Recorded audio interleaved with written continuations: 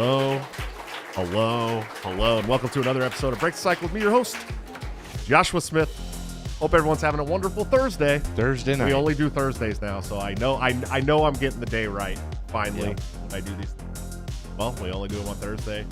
We have been gone for a couple weeks. I've been traveling like crazy. For people that don't know, and in fact, I'm leaving again at 4 o'clock in the morning tomorrow. I'll be in a Lyft ride on the way to Syracuse, New York. And then I'll be there all day tomorrow, and then I'll be at the South Carolina State Convention Saturday, and we're doing a really cool check them out. Professors, moderators. That's going to be wild. Very excited about that. South Carolina is traditionally not a Joshua Smith state, so I'm excited. I'm excited to go and see if we can turn any delegates our way, man. I'd be very happy about it. A lot of stuff going on today in the news and all over the world. Of course, we had the Republican debates yesterday. Ohio votes for a constitutional amendment that allows abortion forever. War impending, World War III. Of course, we're going to talk about that because it's the most important topic in the world right now. It's the Bitcoin, I think. It's going to be quite a show, guys. Of course, we got a great guest for you tonight as well, too. But before we get too far into that, guys, go check out toplobster.com. The man, the myth, the legend, my good friend and partner on Break the Cycle, where you can get all kinds of great backpacks, hats, hoodies, posters, pillows. We even have a custom Break the Cycle pillow that you can throw on your couch if you'd like. You can get all kinds of cool Break the Cycle stuff there, and many other great shows and great people, Scott Horton stuff, and lots of fun. Get a 10% discount by using ETC to check out. Or you can join the Patreon, subscribe, start, become a member of the YouTube channel under all of my videos by hitting the join link where you can get into a private Discord server and get up to 30% off of Top Lobster's new gear before it goes to the general public like 2 weeks early. Definitely worth it. Worth a try if you guys want to. I won't hate on you. Let's check in with my wonderful Ryan had a baby. Yes. Ryan had a baby, so we will not have Ryan on the show. He said he would come in digitally if but man, that's quite the work ethic he has. Yeah, he's got a great work ethic. This guy, the guy loves the show. He loves doing this. Yep. Sure. But it was like they just left the hospital. Just spend the time. Go spend time with your son. It's okay. There's gonna be plenty of shows. But we'll check in with my wonderful curly mustached co-host, Mr. A. How are you doing tonight? I'm doing fantastic. Unvaxxed, uncensored. Chinese spy balloon free. Chinese spy balloon free. Yep. Got that unvaxxed sperm. Yes. Yeah. Oh, there's a dating app now. I know. I saw. There's a dating app. Yeah. My wife's like, maybe we can make some extra money. I'm like, nope, not doing it. I got enough kids already. Thanks. I'm all set. I appreciate it. We do have one baby coming any minute. Literally, I think that Julie. She's having a lot of actions already. Less than a month away. Oh boy! Anytime. I'm hoping that it doesn't happen like at 3 o'clock in the morning when I'm getting up to go to. I won't be.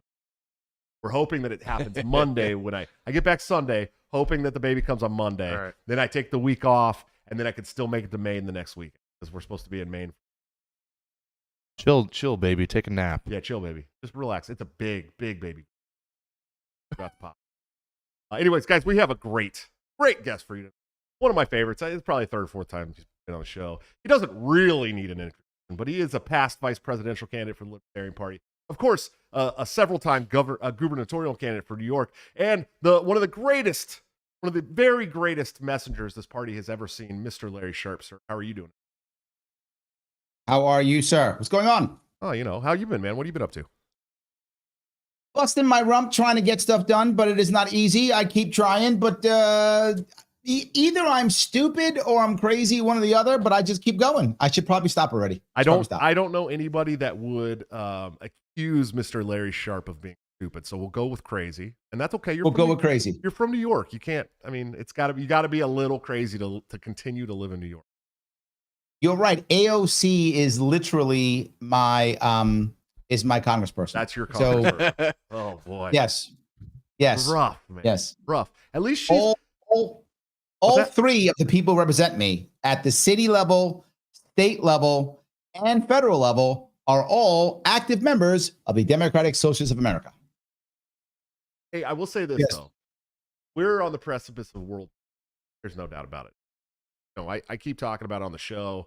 We're looking at this impending American boots on the ground in Palestine, which is 100% what the West wants. Because I've said it several times, the West wants this because they want a war with Iran. And they know putting American boots on the ground in Palestine will finally push the Middle East, it Hezbollah in Lebanon and all these people to come and fight America. And that will 100% include Iran and their air superiority. They have great air superiority. And so it'll be a huge war. But here's the thing that a lot of people don't think about. We've been poking Russia, right, with this Ukraine-Russian thing, sending money and tanks and arms to Ukraine. But we've been pushing Iran into the arms of Russia for years. They used to hate each other, right? And we've been pushing Russia into the arms of China, who's also mad at us because we have the dementia in chief who decided to, for the first time since Nixon, say, we will go to war with you over Taiwan, which is just a tripwire. We can totally make chips here. We can make those here.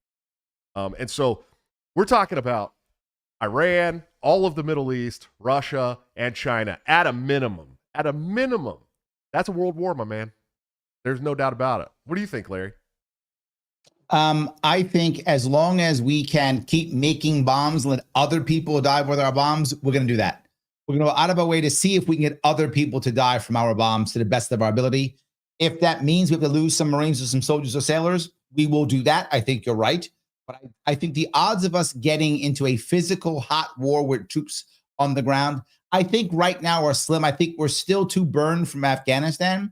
Generally speaking, once America is done with its big war, it takes some time before we get back in. Like we do a little war. Like after Vietnam, we did like Grenada and Panama, right? We kind of eased our way back into big war. We've been in big war now for a while with Iraq and Afghanistan. I think we need to tip our way back in a little bit before we go into a big war. So my gut would say we've got at least 5 or 10 years before we're actively boots on the ground fighting. But in between, we're going to send all our bombs everywhere to the best of our ability. Yeah, the military-industrial complex got to get paid. They got to get Absolutely. paid. Yeah. Yes. What would they do without their we're bombing you money? Oh, I don't. They have to get a real job. Probably that would suck. And you also have to have a reason to keep going into debt.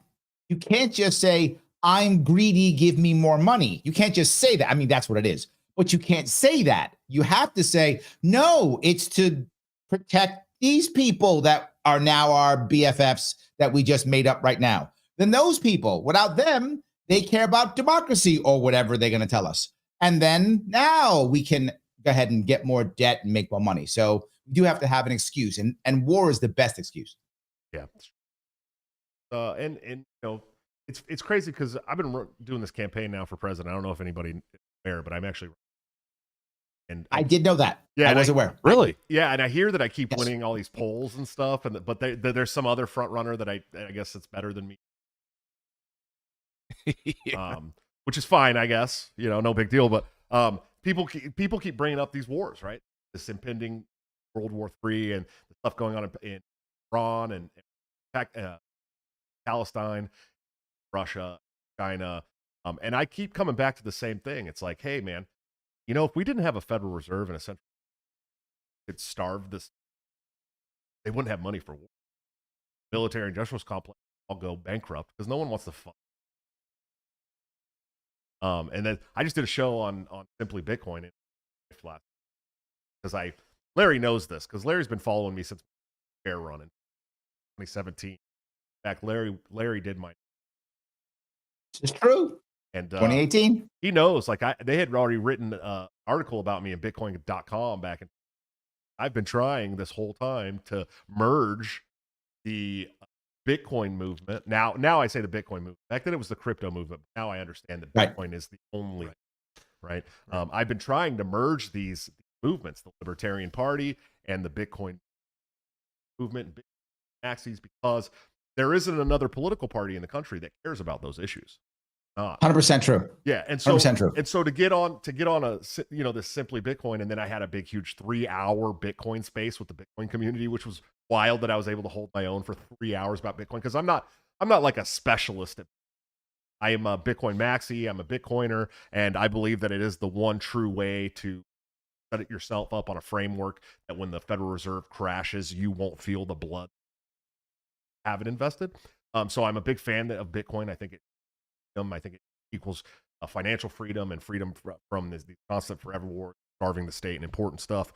So I think I'm finally starting to do that after 6 years of working my ass off to try and get that done. So that's pretty cool. Larry, what's going on in New York, man? What are you up to these days in New York? Is there anything that you've been just like grinding your gears about out there?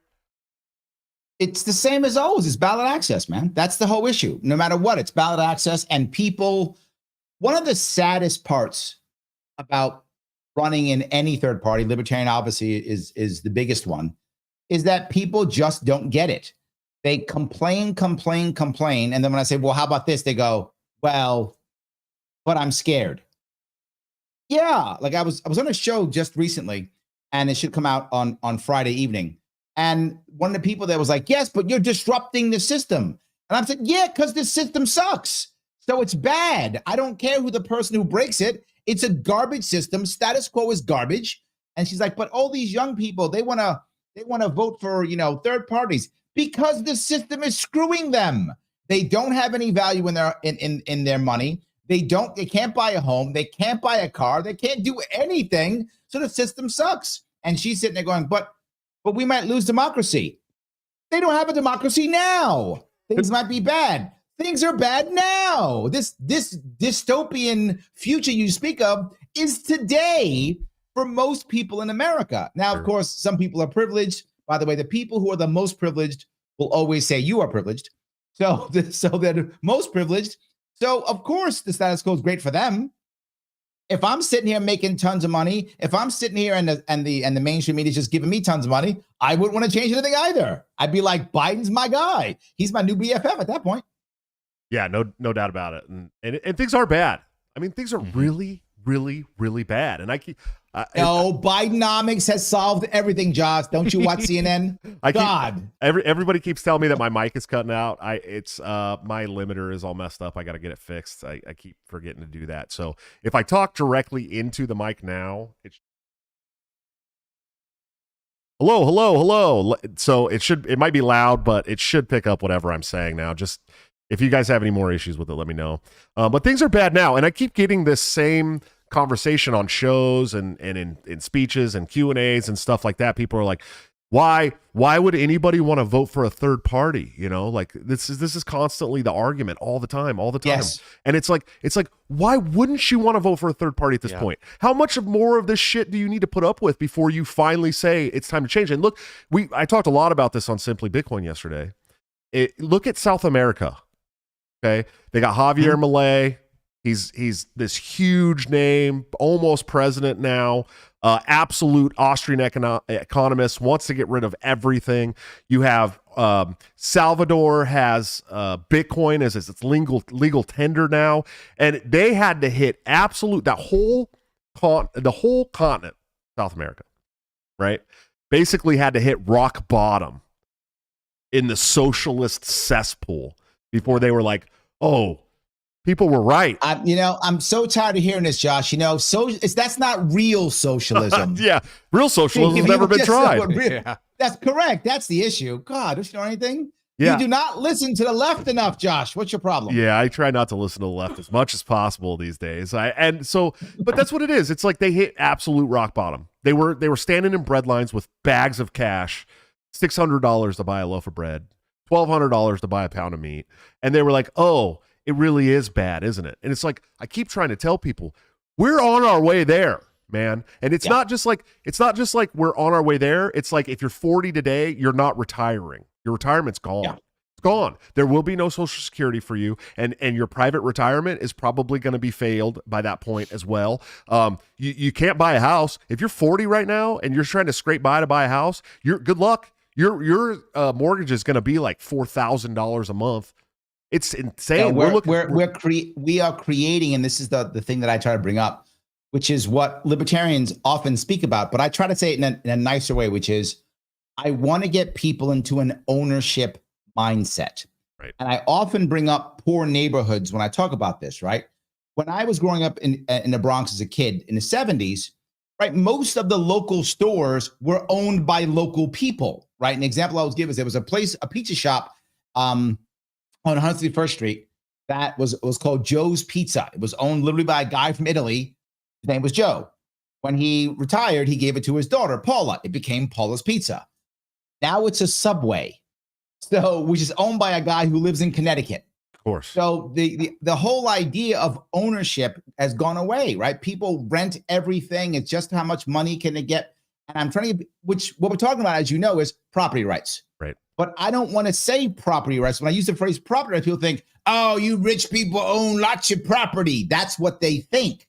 So I don't say that. I say ownership mindset, owning your own home, owning your car, owning your life, owning things in your life, giving you control of your own life.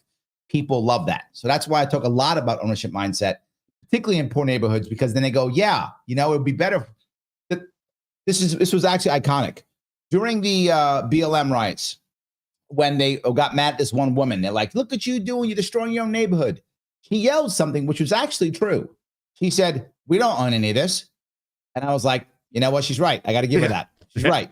Yeah. It was like, she's right. It was, for the most part, they were ruining like Targets and Starbucks and stuff. And it's like, they were like, we don't own this. Yeah. Like, well, I'm still against you destroying businesses. Yes. I am. Yeah. You know what I mean? She's still wrong in what she did. I'm just saying that thing that she said, that part was correct. That's what I'm saying. And you see a lot more of this in places like New York, or like where I'm from in California, in the Bay Area, where when I was a kid, like everything in San Francisco even was like mom and pop, like locally owned. Everything. Like you walk down Haight and Ashbury, right? Like the hippie movement capital, right?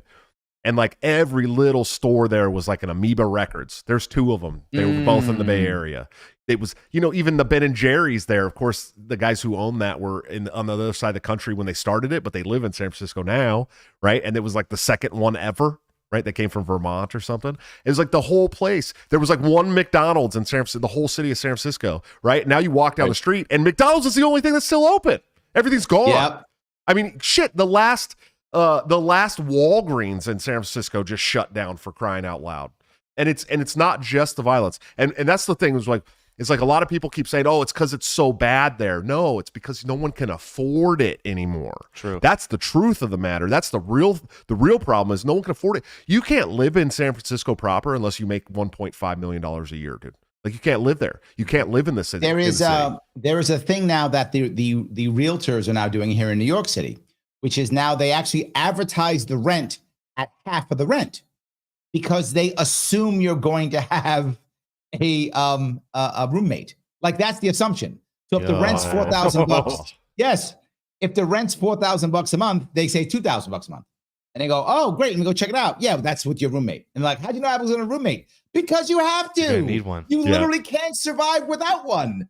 Otherwise, you're not renting. That's so crazy to me, because I live in Iowa, right? And the cool thing about Iowa is there is a lot of mom and pop spots here, even in the city, like even downtown in the middle of Des Moines. There's still tons of like locally owned shops. It's like what San Francisco was like when I was a kid, much smaller, albeit, and a lot less people, but it's like still affordable to open a business here, you know? And and that's really what's killing the middle class. Like you can't start a business in America because you can't afford to, 100%. Especially not on the coast. Yes. And it's destroying the middle class. And we're, you know, when the middle class, people don't understand, when the middle class is gone, your country's done. It's it. It's over. These are the people that keep your country running. Don't get. You bring up a very valid point. Now I'm going to go two parts of what you just said. Well, three, because I want to bring up Iowa real fast. A side note, I love Iowa. I think it's a great place. And by the way, I happen to be a honorary lifetime member of the Iowa Libertarian Party. I'm pretty sure I pinned you for that when I was the keynote speaker so, here. Yes. So yeah. So yes. So I am. So for your viewers, that's how much I like Iowa. I'm actually a lifetime member. But the other 2 points you bring up, not only does entrepreneurship destroy the wealth of the middle class, but it destroys all the new people coming in and all the people in the working class from being able to make the next step. So now, some people don't know this. It used to be that the most prosperous immigrant group in America were Chinese. And most of them were Chinese who came from China with lots of money. Now it's Nigerians. And why? They come from Nigeria with lots of money. Because they were all very rich princes that nobody came and picked up their money. Right. And so that's the problem. They made it through internet. Nobody's claiming the email money that they're owed. That's the issue. Yeah, they're all princes. It's true. But they all come in because they have lots of money so they can buy businesses. And they look down upon the working class who's here and go, why can't you guys do this? Why can't you do this? Well, because one, they don't have ownership mindset. The people here have been The working class have been supported by the state or big business or government business now for decades, now for generations. They don't have the mindset of doing that. I remember when I used to sell cars. Yes, I used to sell cars. And when I used to sell cars, I'm I could shocked, tell, Larry. I'm very shocked. Yeah, I know. But whether someone was working class or not, because if they were, particularly if their family had been working class for many years, or working poor even, they didn't care how much the car cost. They didn't care what the interest rate was. They didn't care whether it was a lease or whether it was a buy. They cared about one thing only, and that was, what was the monthly note? That's it.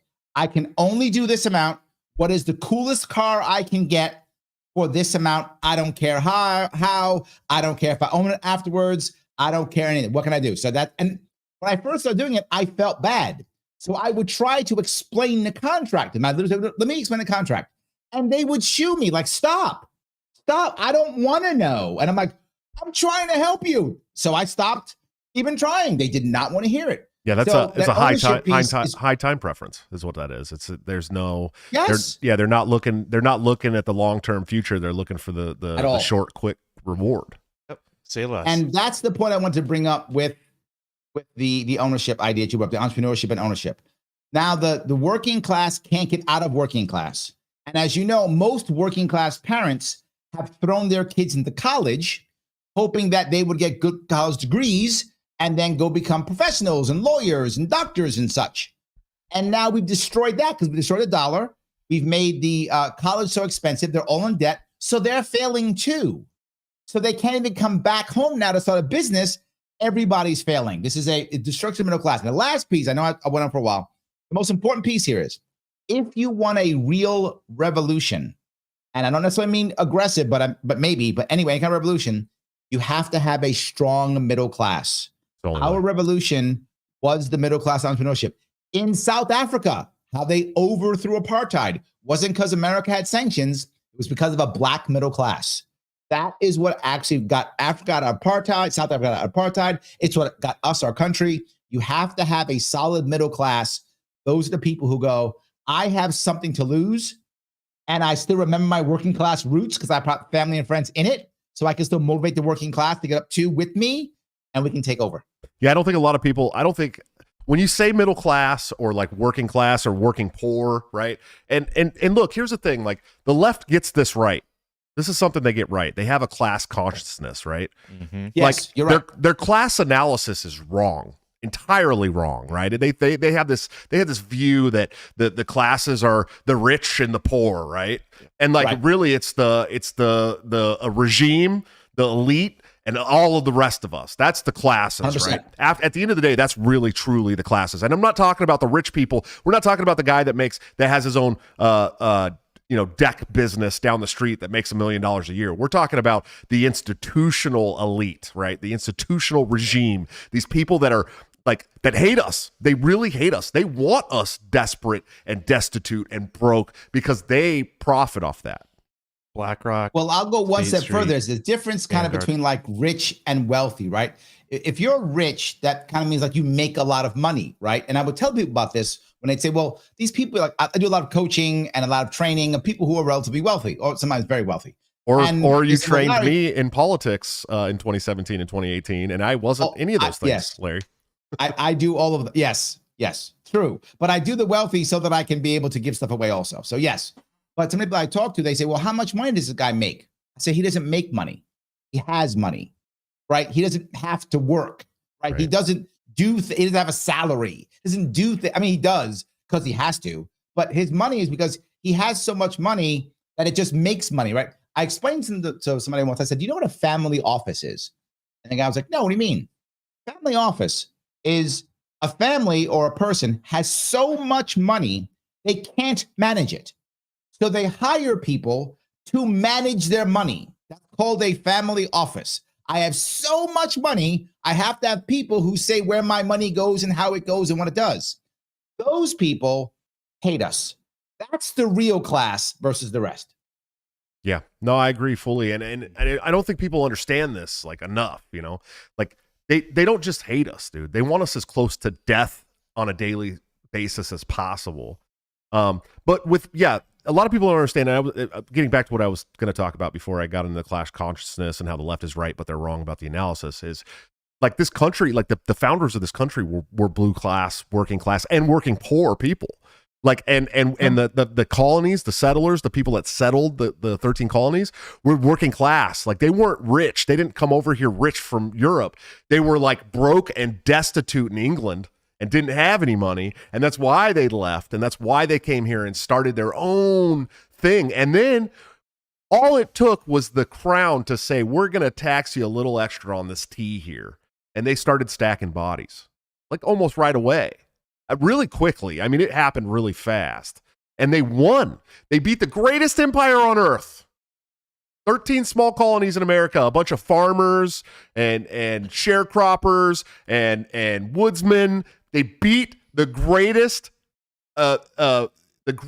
empire on earth and got us our country. And now we have a government in place that at will takes away your rights, takes more money from you, does all these terrible things, locks you in jail for victimless crimes, puts you in jail for speaking at the Capitol. You know what I mean? Like, it's crazy that America, where America has been led to. And getting back to this third party thing, every big change in political climate in the United States came from a new party.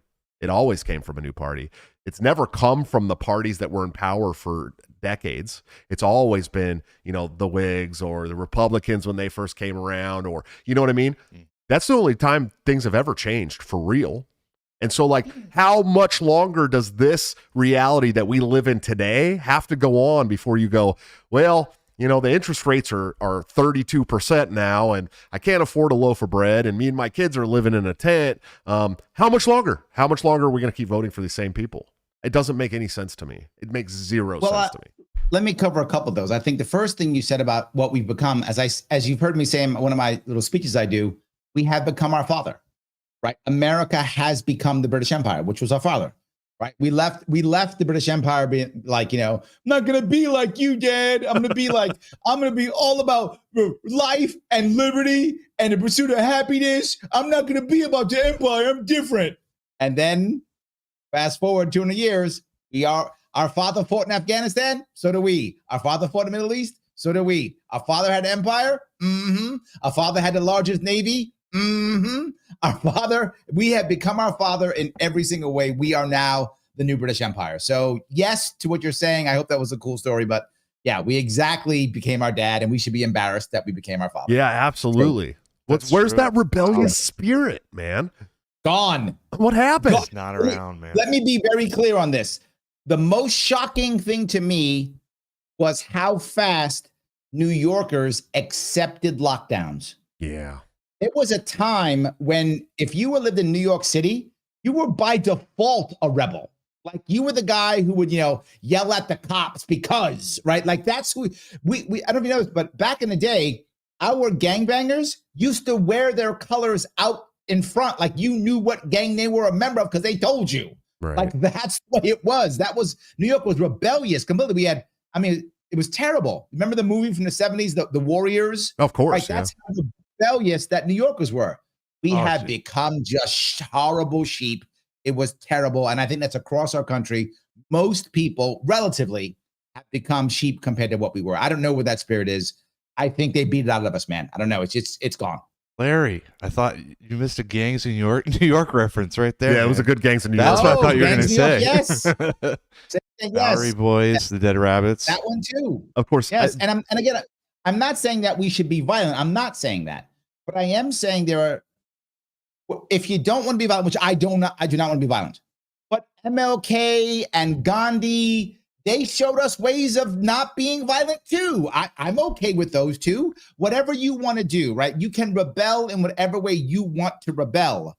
But we don't do any of it. Nothing. I'm not gonna lie. I'm a much bigger fan of Malcolm X than I was of MLK. But hey, I am too. I agree with you. But I'm saying if people want to choose that route, I'm fine. Just rebel. I don't care how you rebel.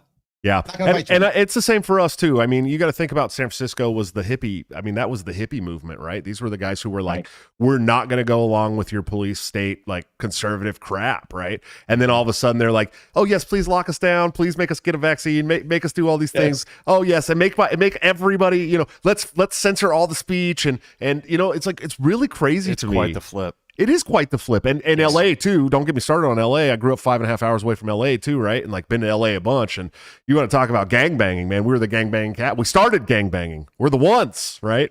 And like, and they were so, I mean, listen, a rap group from Compton put out an album called Fuck the Police. Okay. I remember. Yeah. Like legitimately put that out. And what happened? I'm sure Dr. Dre was telling people to lock down and take their vaccines, dude. I'm sure. Cause he's like big time corporate now. Well, Ice Cube didn't. Ice Cube did not. Ice Cube exactly. didn't. I was just about to say that Ice Cube did not. He did not. Ice Cube told everyone to eat his ass, dude, for sure. Absolutely. And I was very proud of him for that. And 100%. that's why he's still a real gangster. And he'll tell you he's one of the OGs. He's still a real gangster. I still am a big fan of Ice Cube. Always have been. Wicked was his best album. I just love it. I've been a fan of them. I mean, since NWA, of course. I really liked the West Side Connection group that he was in for a while when I was younger. Yeah, I was a big fan of West Side Connection, dude. I loved it. But I'm also I'm from the West Side, man. You know what I mean? I'm sure you were. Okay. All right. Know? So that's your people. Okay. Yeah, those are my people. Anything called West anything is always cool in hip hop when I was a kid. Because I bought into the Tupac Biggie West Coast East Coast thing when I was a kid. Of course, I actually like. A lot of people are like, "You like rap and hip hop?" I'm like, "Yeah, man. I grew up in the Bay Area. Like we had some of the greatest rappers in all time. They all made their money off white kids. Oh, of course, dude. Of course, no doubt about it. No doubt about it. Yes. We all wanted to be. I was one of them. Yeah, we all wanted to be gangsters and rappers, and you know what I mean. A lot of my friends did. I had a really good white friend named Woody who became a famous rapper where I'm from. Of course, he was a norteño, like a Mexican gangbanger, but he was a white kid with red hair, and he died several years ago. Rest in peace. But he put my city on the map of Antioch. I mean, he put it on the map. He was a big rapper. So guys, abortion is now built into the Constitution of the state of Ohio. Wild. So it's further proof that the state of Ohio does not actually exist. But no, this is crazy to me. So I'm obviously like vehemently and unapologetically pro-life, and I believe that this isn't just because I have kids, but it did help when I am able to look my children in the eye and go, I could have never harmed this person, right? Like, this is the most beautiful little angel in the world. How could you ever harm this person? But the truth of the matter is there is a split in libertarians when it comes to abortion. There's a split. True. And I disagree vehemently with the part of the party that says that it's libertarian to allow these things to happen. And I want to explain it to people because I get a lot of guff for this on Twitter. But the truth of the matter is that if we can't protect the most vulnerable life in the world, which is the preborn, unborn, then we're not actually protecting life, liberty, and the pursuit of happiness. In fact, we're cutting off life, liberty, and the pursuit of happiness for the most vulnerable among us, our unborn, preborn children. And so, when people come at me and they're like, "Oh, your stance is too extreme." First of all, as somebody running for president, that issue is out of my hands now. It is. The Supreme Court kicked it back to the states. They overturned Roe versus Wade. It's now up to the states. And you are seeing what happens when it gets left up to the states. Now the state of Ohio has voted into their constitution the right to terminate a baby, which is crazy to me. And it's, by the way, it's all the way up to birth.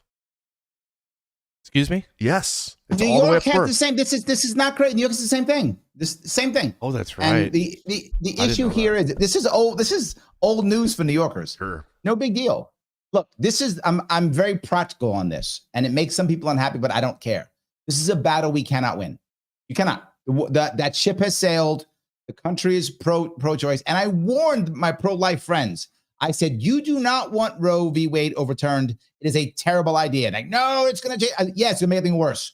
And I'm on record saying this, that as soon as it happens, you're going to watch the left turn anyone who is pro-life into anti-woman. And that's exactly what's happened. I knew it was going to happen, and exactly what they did. And I also said, you're now going to have states codify abortion on demand everywhere. And they're like, no, it's not going to happen. You're going to see. I'm like, nope, that is going to happen. And it did. And it's already happening. It's not going to stop. At least 5 states have codified it. It's not even going to stop. This is a battle that cannot be won. And that's why I don't fight it. It's unwinnable. And people get mad. You got to stand your principle. Ask the Republicans how that worked for them election day. They got their ass kicked. Why? Because the Democratic Party is becoming more and more the party of educated women. That's who's becoming the party of educated women. All the educated women are becoming Democratic. That's what's happening. I mean, huge chunks are, and as fast as possible. And when you say you Republicans are anti-woman, women aren't going to vote for you. Bill Maher said it right. Bill Maher, again, is something very smart. When one of his people was going at Bill Maher, she was a Democrat. She's like, why are all these dumb Republicans voting against their rights and blah, blah, blah. She said that. He said, because they hate you. They hate you. That's why. Yeah. And what's happening, he's right. A lot of women hate Republicans. Sure. You see it literally in their dating apps. No Trumpsters, no Republicans. They hate I see it here in New York. If I'm talking to a woman, if I'm not a Democrat, I got to say Libertarian. If I say Republican, they would slap me. I'm not a Republican anyway, but they would slap me. Like, they hate Republicans. So they're not going to vote Republican no matter what. If you say you're pro-life, they don't want to talk to you because what they hear is anti-women. You're Andrew Tate and you hate women. That's what they hear. And I think you're right what you're saying. I just think to myself, it's a lost cause. I wouldn't even bother bringing it up anymore. Try to do, and I'm not a Nikki Haley fan, but I think she's right, what she says. She's like, try to find something that's going to be good enough that isn't at least till 9 months. Let's try to find something. I'm sorry, Larry. There's nothing that Nikki Haley's right about ever in the history of the world. Also, I just want to make it clear I was anti-woman before it was cool. There we go. Okay, so at least you're on brand. You're on brand. I'm just kidding. I'm not anti-woman at all. I'm very pro-woman. Like, more pro-woman than the feminist men at your college campus. So I'll have the counterbalance here. So I'm a pro-choice libertarian. Okay. I don't want to see a mom put in prison for breaking the law. Agreed. Okay, for doing that. Agreed. Josh has said before, doctors, that you would put the doctors in jail. Mm-hmm. And when you said that, it made me think about it. I'm like, okay, let me think about that. But I just don't want I don't want the government to be involved at all in a mom's choice of what to do with her baby. And I want there to be incentives for her to put that baby up for adoption and go through with 100%. The pregnancy. I don't think there's incentives for a woman to do that. I think there's an incentive for a woman to have an abortion. Yeah, the incentives are all. So that's what I think is going on. I have to go here. one step further, my friend. They're actually in New York State. What I was fighting for in New York State, because again, I'm never going to change the abortion laws in New York State, was to make it easier to adopt, which is hard in New York State, and against surrogacy is against the law in New York State. So not only are there no incentives, they literally stop you. So now I'm pregnant, and some family goes, hey, I'll take your baby. I will pay for your health care. I will even give you a monthly stipend so you don't have to work. I will do it. We'll take you we'll drive you to the checkup. We'll do it. You know how many families would happily do that? Yeah, eagerly do that. And it's against the law in New York State. You can't do it. I love, I love. I'm going further. I think that's I just me personally, I think that's the libertarian position is we need to push incentives for women to go through with the pregnancy and have the baby adopted. It's hard to do. It's paperwork. It's 2 years of paperwork. It's $50,000. It's expensive. So there's a bar to entry to adopt a kid, and I think that bar needs to be lowered. Now, obviously, you want the kid going with a good family. I understand that. I understand what their standards there, but I think that needs to be incentivized more. No, I disagree completely. No. Oh, really? I'm the good family, just a decent one, just not evil. That's not a bad one. Okay. Because here is the distinction, though, right? Every kid who goes into the system, whatever system that is, the odds of them coming out happy and healthy go down compared to them being with the family. Period. Now, are you going to have bad families? Yes, but our current system, you put them into the foster care system, and oh my God, it's a disaster. Yeah. Most of the kids are going to be in trouble. I would take a family that at least is just a decent family. Take them. The odds are higher than them putting them in a system. I love your point. My favorite part about this whole thing is when people are like, oh, you're pro-life. What are you going to do for the kids no one wants? And I'm like, I've adopted personally twice. Yep. Now, what do you got to say about your, here's the thing. And I agree with Larry. I don't think it needs to be some great family, right? Most kids have an absolute blast in their childhood on a lower middle class salary family. You know what I mean? Like My that's kids? the problem is that those people are actually the ones that are barred out from adoption. And now let me tell you something. Yes. As someone who's going through the adoption process and had to go through the court and legal proceedings just to even get the guardianship, those 3 years ago, it's impossible for people to do it without a lot of money. It's impossible. It's very, very, very hard. And the system is purposely set up that way because A, they want to make money off you, right? Mm-hmm. But B, they want to make it hard for people to adopt so that they have more people dependent on the state. That's the truth. That's the federal government pays states for every kid they put into the system. So it's a money-making thing for them that the state makes money when they put kids into the system. When you get into the family law and child law stuff, dude, it's really bad. And I've made this Title 40 of the Social Security Act such a central point of my presidential campaign for that reason. Because the federal government is subsidizing the state to separate families. They've been subsidizing the state since 1975 to separate families. And look at the statistics, the undeniable statistics since 1975 when it comes to youth crime and violence, youth runaways, school dropouts, separated families. I mean, it's undeniable that Title 40 of the Social Security Act has incentivized this stuff. And even worse, because we incentivize the state now incentivizes the mom to separate families through no-fault divorce and other things, right? And on top of all that, you have this system that makes this barrier to entry to take in a child. Even if you're living on a modest salary with a small 2 or 3 bedroom home, you can adopt a child. And there's kids out there that need to be adopted right now, today. And there's parents out there that would do it without a second thought that are being barred from entry. And the most important piece we're bringing up here is if you look at kids, and I lost my father when I was very young. I was only 11 or 12 when he passed. And would I have rather had a broke dad versus no dad? Exactly. I'll take a broke dad any day of the week. I'd have taken a broke dad happily. Yes.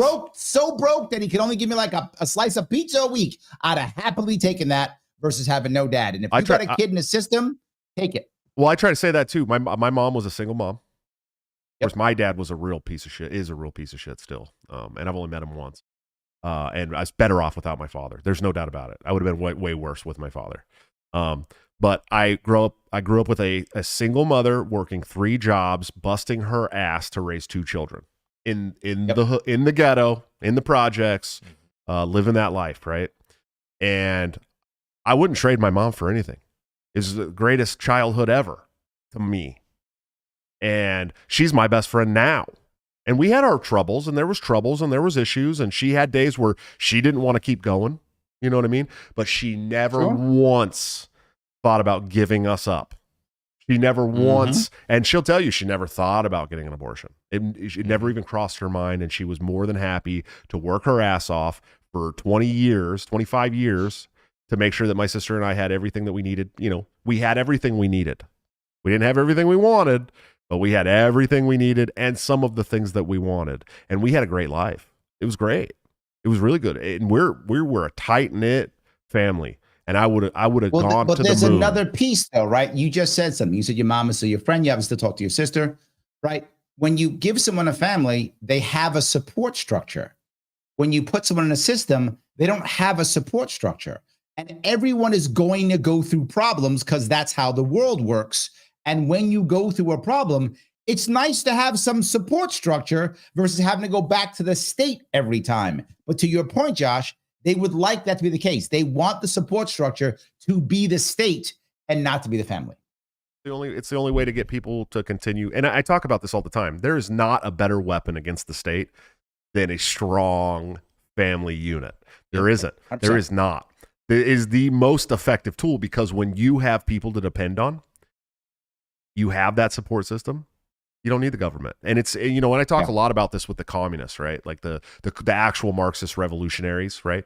They knew that they had to tear the family apart. And on top of that, they had to fight and kill and destroy religion.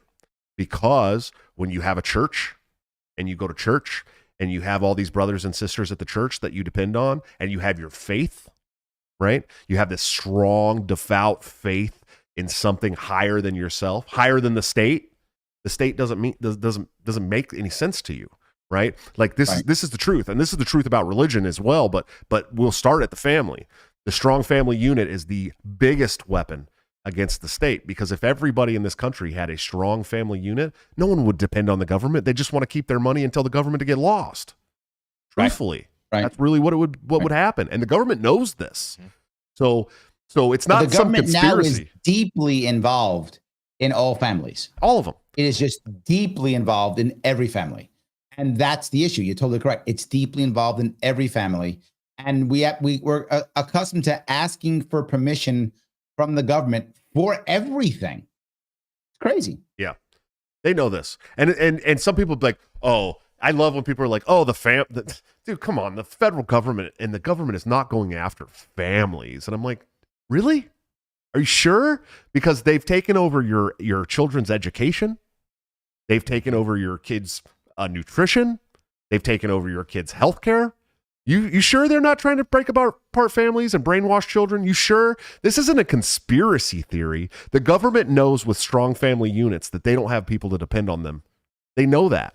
They know that. Yes. It's not a conspiracy. And the other thing I want to bring up is it's very rare, and I've been saying this for a long time, it's very rare in the past, not anymore, but it has been very rare in the past for government to just take rights. Usually, we eagerly give them up because we're afraid or worried, right? Recently, that's changed. But if you go back 10, 20 years, they always had a problem so that we would voluntarily go, take all our stuff, take it all. Oh, my God, they would do that. And I think now the biggest issue they dealt with kids is, believe it or not, making education a right. And people will say, well, why is it a bad thing? I think that was a critical line that was crossed. Why? It is the first time that now a right has been given to a minor. Once a right is given to a minor, that now means the government can now enforce that and take away power from the parents. And that was the beginning. And that happened in New York State. And now the state can take your kids. Literally, the state can take your kids. Why? You know, what validates this? Our New York State Constitution. In the New York State Constitution, in our Constitution, education is a right. Because it's a right, the state can take your kids. Absolutely. Once you do that, you cross the line that I don't think we can come back to. Right. I didn't even think about it that way. But we know they're government indoctrination centers. And Level Zero, thanks for the $5 super chat. He said every kid could use a mom, dad, and a decent education. This isn't brainwashing. Indoctrination centers over the last 2-3 generations have led us here. He's right. Yeah. He's absolutely right. Yeah. Absolutely right. You see the issues now with college campuses and how bad they are in so many different ways. And people are like, well, wait a minute, how did this happen? Well, what do you expect? Right? You've been training them this way forever. So since you trained them, now even the college professors now have now gone through the system. So now even they are indoctrinated. So like everybody in the entire system is now indoctrinated. So how do you get out of it? I have only one answer. Don't go to college. And that's it. Like even South Park saying that, even Bill Maher saying that. Anyone who even has even a little bit of libertarian leanings. Now, Bill Maher's a lefty, but he at least has a streak of libertarianism still in him left. Yeah, even he says it. He's not the Don't worst. Go to college. He's not the worst lefty. He's like a Jimmy Dore leftist. Yeah, I don't think. Yeah, when it comes to lefties, he's one of the better ones. I would agree, but he's still a Democrat. My son, actually, I had this conversation with my 12-year-old son tonight. I picked him up from wrestling practice. We came home. I made some burgers and fries for everybody, and he said, "Dad, should I go to college?" Like literally asked me that, and I was like, well, man, it depends. What do you want to do? Yep. Right? Because yes. and that's the important. I think that's the important distinction. Because if he would have been like, yes, well, I don't know, I want to have some money and a house and all that, and started saying that stuff, I'd be like, man, go to trade school, right?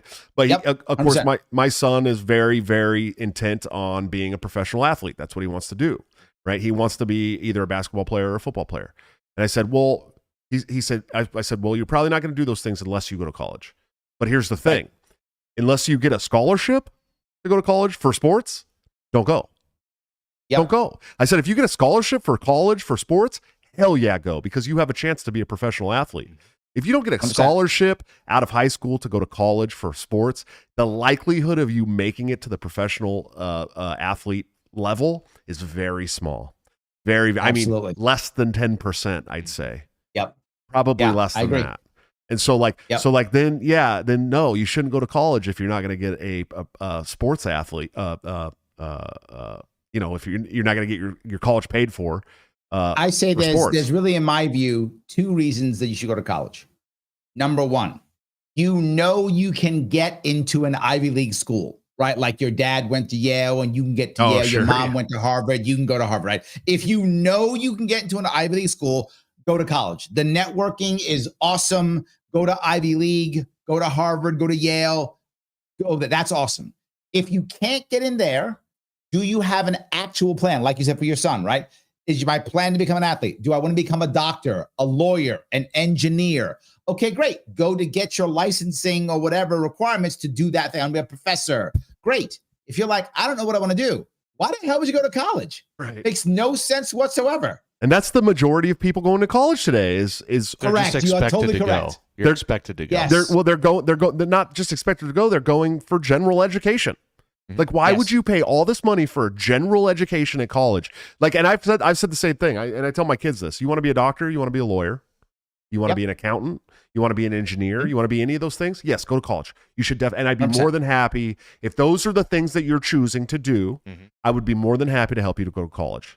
But if you tell me that you want to be a liberal arts major, that loan's not going to pay itself. Yeah, that loan's not going to pay itself, and daddy isn't paying that loan. And I think more parents need to start speaking up about that too. Yes. I think that's, if you're a conservative parent and your kid wants to go to college and they're like, I want to go for philosophy. No, sorry. No, you can learn philosophy on Google, buddy. Go look it up right now. I say, look, I'm with you. Go on YouTube, do that, and go work and figure out what you like. Right? Go work and figure out, and you realize, you know what? I do want to be a writer. Then just start writing. Yeah, exactly. And when you start making money as a writer, you can now pay your way through college if you require some type of credential to be a better or professional writer. Then go to that college that'll get you the credential required for you to be a writer or whatever you want to be. I don't care. But go work. Go figure stuff out. Then the idea that college has to be for an 18, 19-year-old person is stupid.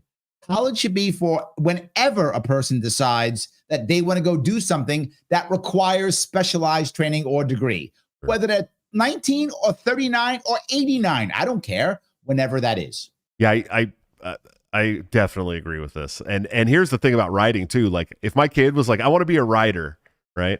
I'd be like, that's great. And they'd be like, I want to go to college to be a writer. I'd be like, all right, cool. Let's go sign you up for a couple of creative writing classes at DMAC. There we go. Yes. Right at the local community college. You take a couple of creative writing classes and we'll buy you a laptop and you start writing, man. There's plenty of outlets out there that would love to have a new writer. I promise you that. 100%. And you do not need a bachelor's degree to write. You just DMAC has an Not at all. amazing program, by the way. I did take that class. the writing class at DMAC. Yeah. The There we creative go. writing. I had a But then shitty something else, professor, right? you and I. When you start doing the writing, you'll also know what type of writer you want to be. And if you say, no, I want to be a technical writer for like patents or something, Sure. you'll figure that out in the 3 or 4 years that you're doing some writing. And that might require an engineering degree, in which case, great. Now get an engineering degree because you know you want to be an engineering patent writer. That's fine because you figured it out. No problem with that, but you got to figure out what you want. I agree fully, man. And I went to a vocational college to get my LPN, so like my nursing license essentially. Mm-hmm. And I never even worked as a nurse, not once after that. Yeah. Can you believe that?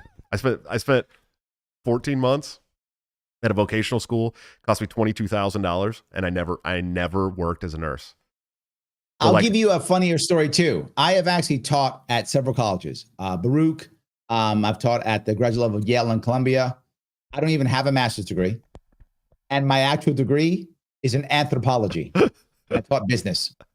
Well, it's so funny to me Nobody- because I'm like a blue collar working class guy. I get up and put boots on every morning, and that's a big central part of my campaign for president too. Is like I've lived the plight of Americans. Like I've done the dumb things, right? Like I got the college education that I don't use. I been through the family law system. I get up every morning and raise a family. We're trying to buy a home, and the interest rates are killing us, right? Like I've been through all these things, and that's why I think I am so good at connecting with the normal everyday people, because I don't try to sit here and lecture you on economics like from a professor standpoint.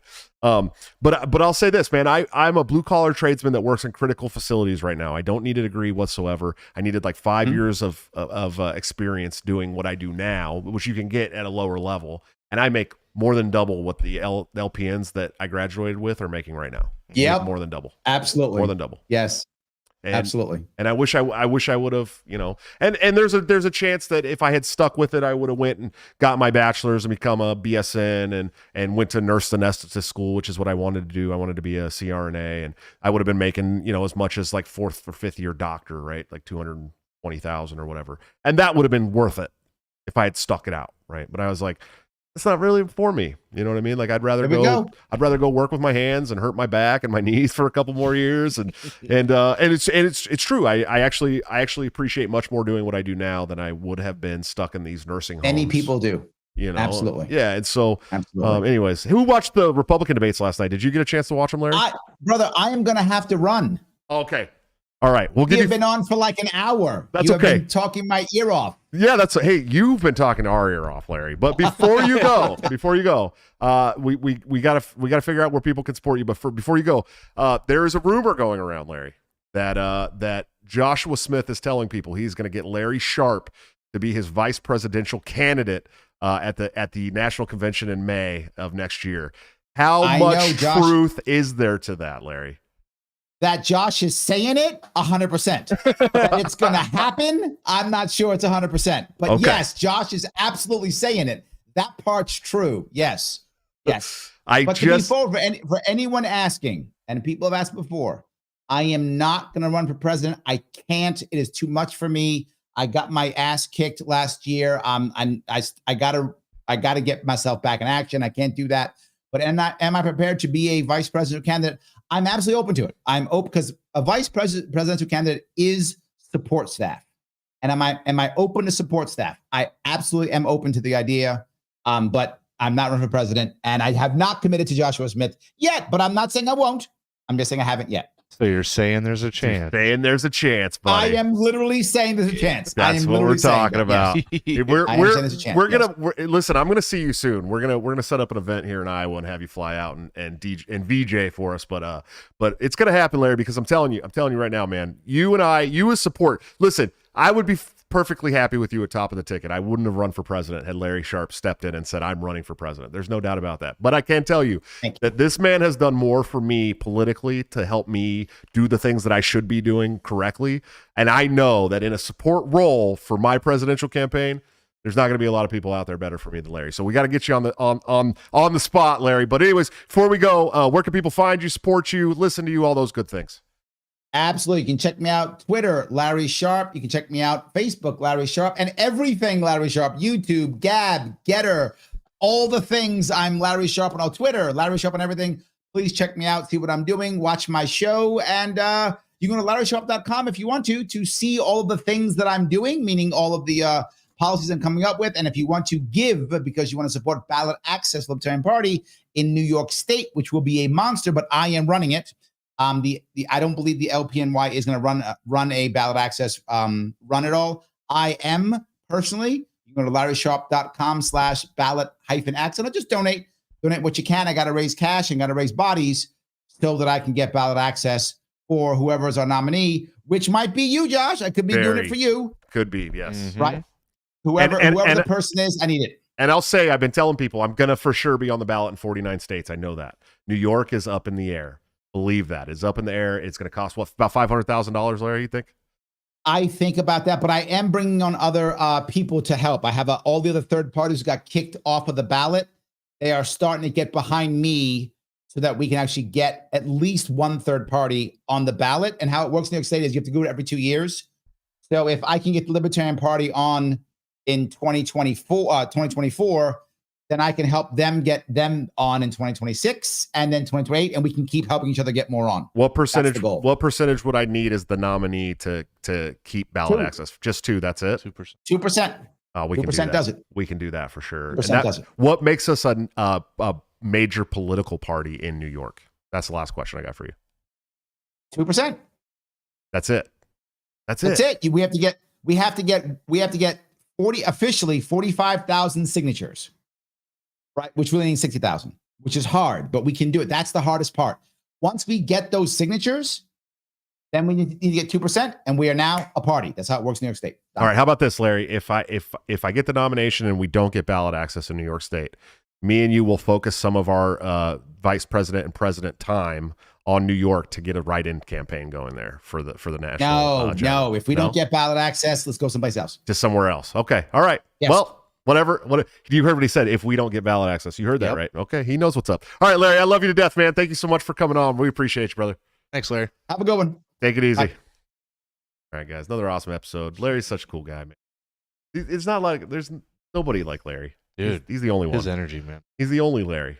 He's the only one. Love that guy. He's amazing. I'm a big fan, and there's a good chance that we goad Larry Sharpe into being the vice presidential candidate for the Josh Smith campaign. How cool would that be, dude? Because he's got that that moderately like cool level head, and you can't get mad at him. You can't get mad at the guy. You're never mad at him. And I'm sure I know there's some people in New York that are mad at Larry for taking on this ballot access drive himself, because the party there was like, it basically said it was insurmountable and it's going to be a waste of money. But I don't believe that. I believe if Larry is at the helm, there's a chance that they could happen. Okay.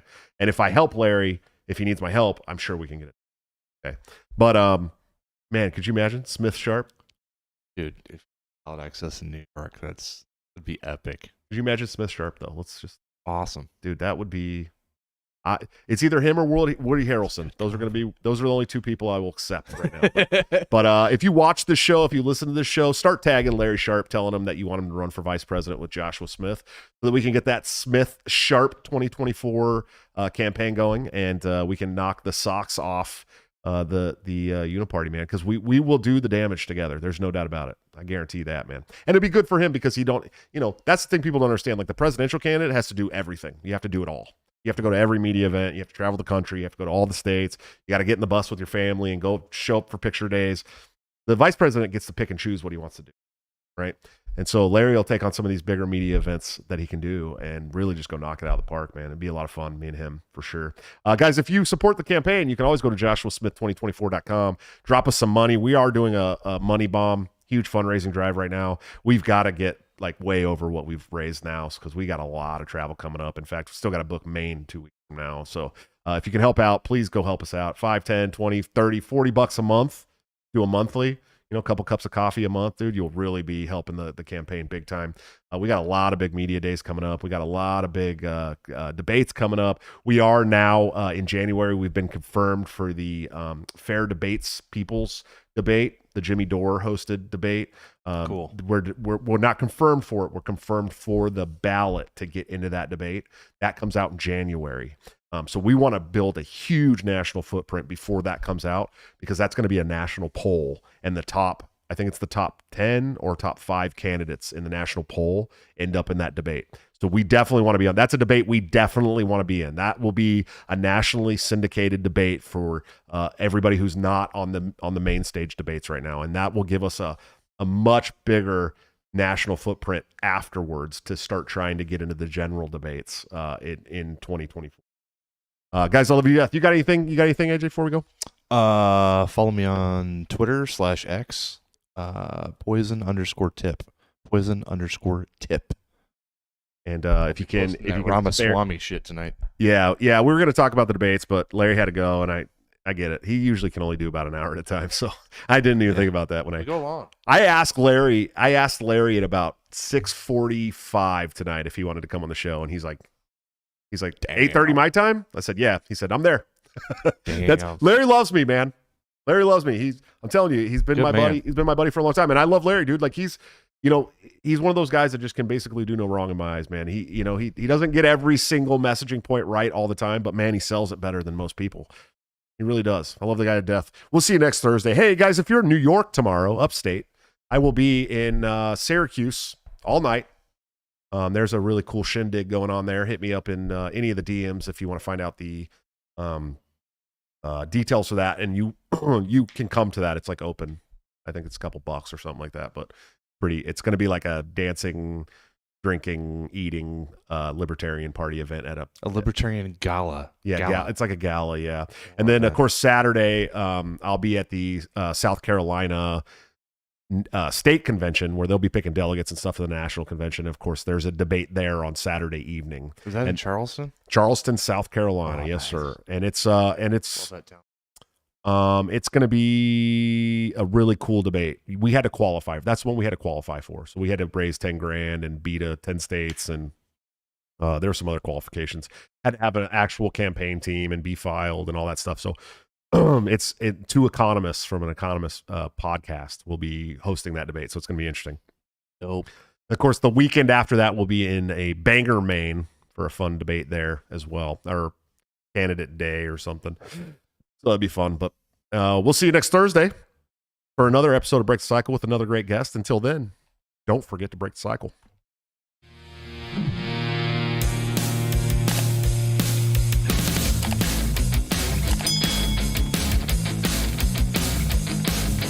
Due to legal reasons, I just have to explain. The lyrics of my last song may seem to contain a violent call to action in the verse and refrain, but I just meant it in Minecraft. The helicopter part was in reference to GTA 5 and the things you do. So any violence you commit, I am not an excuse, because I just meant it in Minecraft. Well, Chipper is my friend and he's constantly cold. Accusations of incitement getting totally old. Make your own choices, yeah, you have control, because I just meant it in Minecraft. Obviously, I would never advocate force, unless there's due process and a trial, of course. And if you're convicted, we will make you a corpse. In Minecraft, just in Minecraft. Nothing I mean, you know it. They'll try to get us 'cause we're close to COVID.